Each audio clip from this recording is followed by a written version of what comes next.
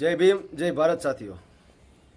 મારે વાત કરવી છે અમરેલી જિલ્લાના લાઠી તાલુકાના જરખિયા ગામની, જ્યાં જાતિવાદના ઝેરે ફરી એક દલિત યુવાનનો જીવ લીધો.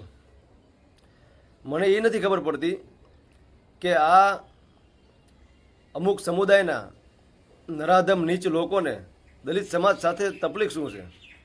દલિત સમાજના યુવાનો સારા કપડાં પહેરે તો ન ગમે, સારા પ્રસંગ લગ્ન પ્રસંગ કરે તો ન ગમે, અને સારી ગાડીમાં ફરે તો ન ગમે. ભારત દેશની અંદર ભારત દેશ આઝાદ થયો, દેશમાં બંધારણ લાગુ પડ્યું, ને આટલા વર્ષો પછી પણ અમુક સમુદાયના નીચ નરાધમોને આ દલિત સમાજ સાથે તકલીફ શું છે. સાથીઓ, અમરેલી જિલ્લાના લાઠી તાલુકાના જરખિયા ગામમાં નવયુવાન નિલેશ કાંતિભાઈ રાઠોડની અમુક સમાજના અમાનવીય તત્વો દ્વારા હત્યા કરી દેવામાં આવી. સાથીઓ, ક્યાં સુધી આ દેશની અંદર આપણે આ જાતિવાદના ઝેરનો સામનો કરવો પડશે. જે લોકો આવું કૃત્ય કરે છે તે કોઈ સારા કુળના કે સારા માણસો નથી, તે કોઈ હિંમતવાળા કે મર્દ માણસો નથી.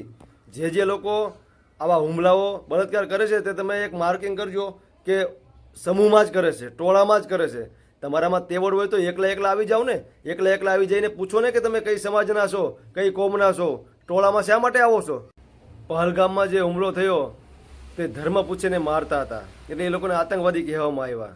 તો આ દેશની અંદર આ જે જાતિ પૂછીને મારે છે તેને તમે શું કહેશો. કોઈ પણ એક બનાવમાં સત્તા પ્રશાસન આરોપીઓને એવી સજા કરે કે જેથી કરીને ભવિષ્યમાં બીજા કોઈ આવા નરાધમો આવું કરવાની હિંમત ના કરે. અત્યાર સુધી ઘણા એવા બનાવો બની ગયા દલિત સમાજના ઉપર, બહેનો ઉપર, યુવાનો ઉપર.